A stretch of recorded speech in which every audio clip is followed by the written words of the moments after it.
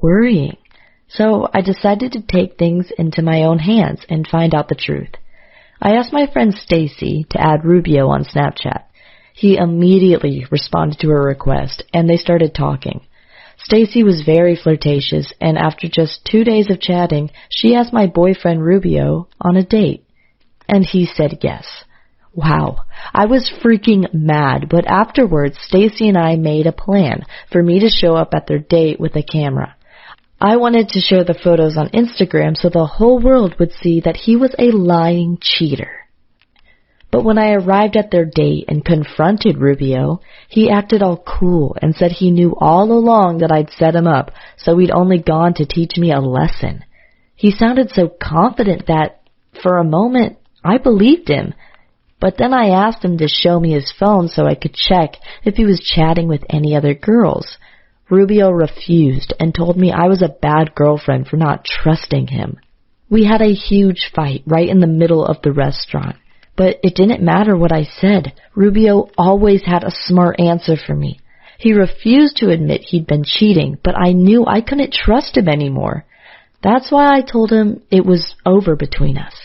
I hoped he'd be devastated at the thought of losing me and beg me to stay. But he just stared at me for a few seconds before shaking his head saying, "Whatever, I don't care." So, do I recommend you set up your boyfriend like this? No. Now I look back, I can see it was immature of me to play games, but if there are any signs your boyfriend is cheating on you, you might want to do some detective work and handle it in private. But hey, Rubio and I were both very young, and I guess it's normal that we were both a bit immature. However, next time I date someone, I will make sure it's someone I can trust. If I ever get suspicious, I'll talk to him about it. And if I don't get the answers I need, I'll end it. Thank you for listening. You find me attractive? Oh, stop. And let's go back to work. Oh my God. I needed a better plan to seduce him. So I lured him into my dad's mansion. There we had a small elevator. And I had instructed my brother to switch off the circuit breaker in the middle of the ride. Whoa, the elevator stopped. Yeah, it happens all the time. We just have to wait until my dad comes home and rescues us. It was so tight, Jordan's body was almost pressed up against mine. And with the AC off, it got really hot and muggy in there. So I said, "If you want to take off your shirt, please go ahead." "Well, actually I'm fine." "Well then, I'll go first." I peeled down to my bra and said, "It's just like a bikini. And by the way, do you think I'm attractive?" "Oh, you sure look good." I really thought he liked me, so I went ahead and kissed him. We kept going for 20 minutes, but right when I took his shirt off, I heard my dad scream, "Hey, what are you doing with my daughter?" Snap! I was in big trouble. My dad still thought I was an innocent little girl. He didn't know the real me and said, "How dare you touch my daughter?" "Dad, we both like each other, and I'm 16, old enough to date boys and have some fun." My dad grounded me for weeks, but I didn't care. The following day, I visited Jordan after his soccer practice in the boys' locker room, and I got plenty of attention. "Jordan, a girl was here for you, and she seems naughty." "Oh, hey, what are you doing here?" "I wanted to invite you to my house. I have a special surprise for you." I took him to my room and peeled down to this cute cat outfit. Meow. We kissed for a minute, then Jordan got nervous and went to the bathroom. He didn't come back for 20 minutes, so I went searching and found him talking to my brother about soccer. "Sister, what the hell are you wearing? It's disgusting." I finally gave up on seducing Jordan and went to sleep. But at night I had to go to the bathroom, and that's when I heard noises from my brother's room. I opened the door and, oh my God, they were kissing. I took a photo and said, "Wow, Dad's not gonna like this." "Oh, you witch! Please don't tell him." "Witch? You are my brother and just stole my boyfriend, you jerk." I knew Dad wouldn't be happy to find out his son was into boys. So I did what any good sister would do and blackmailed him. "From now on, you are my servant, or otherwise I show Dad the photo. And you, Jordan, I'll let you spend 2 hours a day with my brother as long as I get the rest of the time." They both agreed. It was kind of weird sharing a boyfriend with my brother. One time we watched a movie together with Jordan sitting between us. I would kiss him for a few minutes, and then my brother would kiss him for a few minutes. But then he lost it and screamed, "Sister!" Then he lost it and screamed, "Sister!" I hate sharing my boyfriend with you, you freaking perv. How dare you even speak to me, you worthless servant? Now make me a salami sandwich. My brother did whatever I ordered him to do. Sometimes I even used him as an ottoman. Meanwhile at school, I showed Jordan off to all my classmates, especially Alexa, because her boyfriend had just dumped her. I said, "Who's the loser now, Alexa? I bet your ex-boyfriend was sick of your cellulite." Yes, I saw it in PE class, and it's disgusting. But I was drunk on power and took it too far. I told my brother, "From now on, you will flush my toilet for me." No way I'm gonna do that. You're disgusting. Okay, then give me the laptop you got for Christmas. Screw you. Go ahead and out me to Dad. I don't care anymore. At least it will end this nightmare. I fulfilled his wish and told Dad everything. He turned to Jordan and said, "So first you kiss my daughter, and then my son?" "I'm sorry, sir, but I never wanted to kiss your daughter. She's an evil monster and forced herself on me. Your son is the one I really love." "Well, it is what it is. Sounds like my daughter will be the one making all the grandchildren in this family." Wait, what? Hey friends, my name is Cora, and I live in New York. Ever since me and my sister Anna were little kids, we had seen my mom and dad fight over the dumbest things. They just never got along. "Why did you order Chinese food?" "Because you told me to order anything I wanted." "But you know I hate Chinese food." "And that makes me love it even more." It was a no-brainer that they weren't meant for each other. And Anna and I were the same. We just couldn't stand each other. Anna was the most annoying person ever to exist on the planet. And well, I was always there to pay her back. Once when we had some guests over, I was about to put a piece of chicken on my plate when Anna reached over and knocked it out of my hand. "That's the biggest piece, you greedy jerk, and I had my eyes on it first. You're a psycho." I leapt forward and attacked her, and the two of us wrestled over the piece of chicken. It went flying straight into a guest's face. Oh my God, you girls are just like your father, and it's driving me crazy. "What? Like me? They're exactly like you. You could be triplets." And they both got into the worst fight ever. Dad started yelling that he couldn't live with Mom in this madhouse a second longer. And a few weeks later, Mom and Dad got divorced. And when Mom married again, all Mom cared about was his new wife. Every time we visited Dad, Mom would ask about how his wife looked or if the two were happy. She seemed to care more about Dad now that he'd left. And still, anytime Anna and I fought, she had only one thing to say: "You two are impossible, just like your dad." As we grew up, things didn't get better. By the time I reached high school, Anna was the most popular girl around. Her boyfriend Eric was the hottest guy in school, and she was the cheerleading captain. My sister had it all. And since I was a member of her team, she made it her life's mission to torment me with the most difficult routines. "Move your butt, Cora." "Geez, you can't even stretch properly." Just then, a girl doing stretches next to me spoke in a sweet French accent. "Your sister? She is a jerk." Imagine my pain. She lives with me. The girl told me her name was Mandy, and she had moved to the U.S. from France. We really clicked and became best friends. She was a nice girl, but Anna was always making fun of her accent. "Why do you talk like that? Is there something in your mouth?" No, I just talk this way." "Jeez, it's so annoying. I feel like my ears will bleed if you talk." "Anna, you can't talk to her like that." "Oh, I can do whatever I want. Look at this." And then Anna did what I want. "Look at this." And then Anna did the unthinkable. Her friends held Mandy's arms, and Anna put tape over her lips. Now I can concentrate on cheerleading without having to hear your horrible English.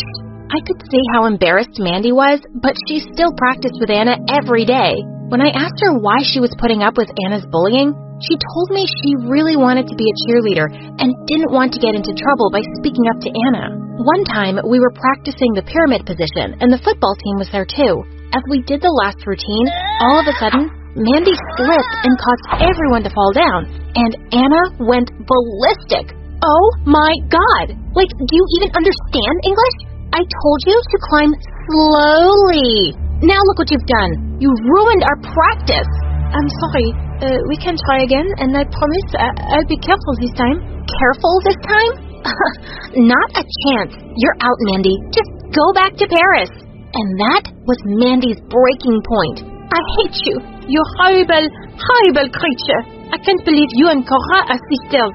I hate you, you artless, arrogant, stupid dumbhead. Everyone gasped. Mandy attacked Anna, but my sister quickly moved out of the way, making her fall into the water cooler. Everyone started laughing, but it was only Eric and I who were pissed at what Anna had done. You're evil, Anna. I will get back at you. Make no mistake about that. Oh, don't be a sore loser. We'll see how you get back at me, huh? And then Mandy ran out of the hall in tears. I so wanted to slap Anna, but I ran after Mandy to console her. The same day, I saw Eric and Anna fighting in the parking lot, and then she ran off, ugly crying. And soon after, the gossip had spread about Eric dumping Anna. Well, my sister deserved it. Sometime later, we had a farewell prom at our school, and Eric and Mandy entered the hall together. When Anna saw them, she totally lost it. I know you're behind this, Cora. You set up my ex with frickin' Mandy. I know you did it so you could both get back at me.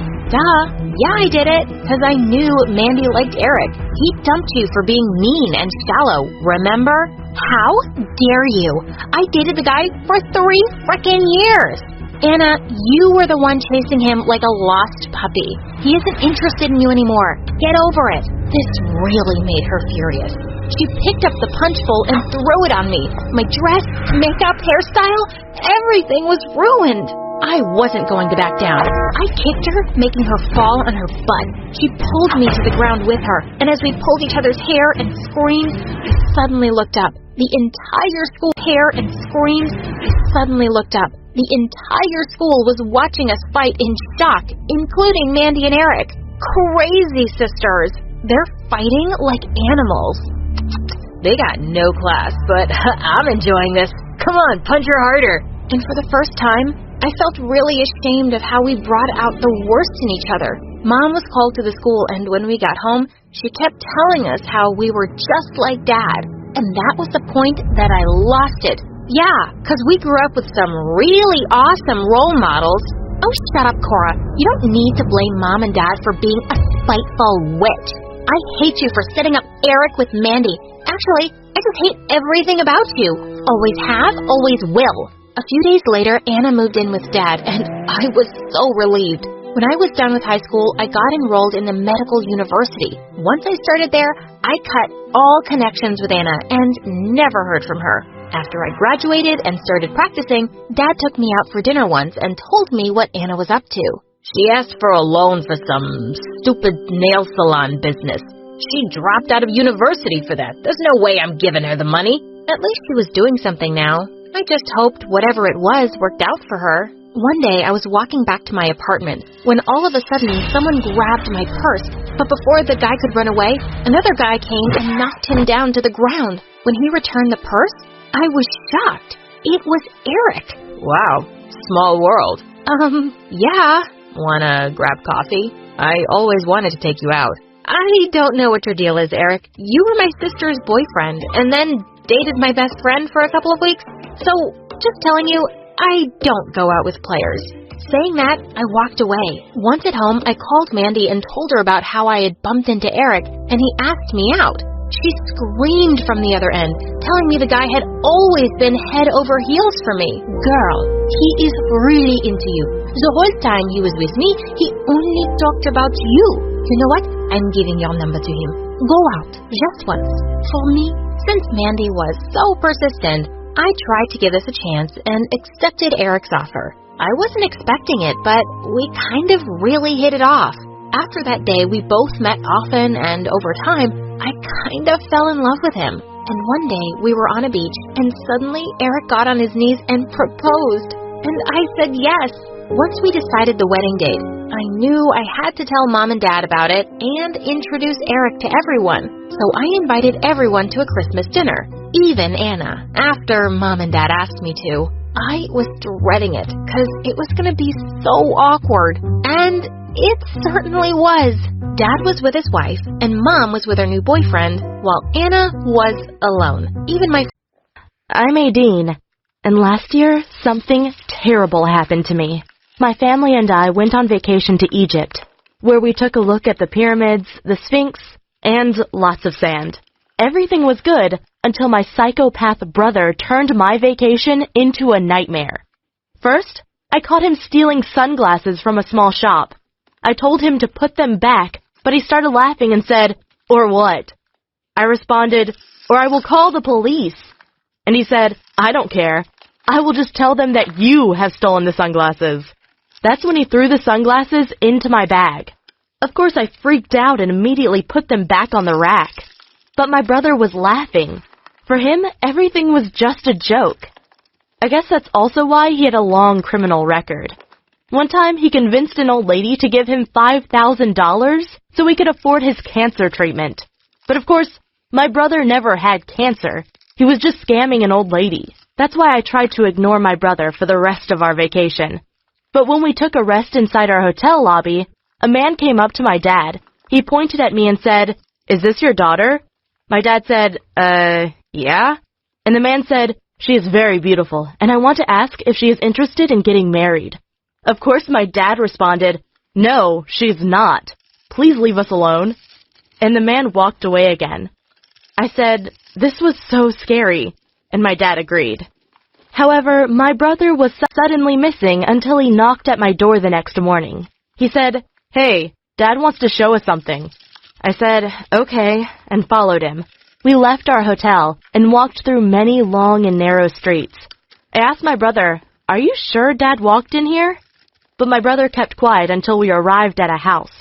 We went inside and there was one familiar-looking man.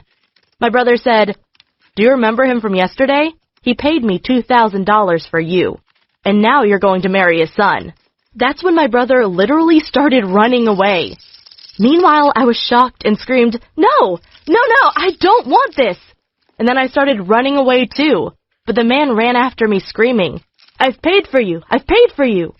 Well, I got back to my hotel safely, but the man had followed me and he was seriously angry. Luckily, my dad came into the hotel lobby and asked, "What is going on?" The man said, "I've paid $2,000 to marry your daughter to my son."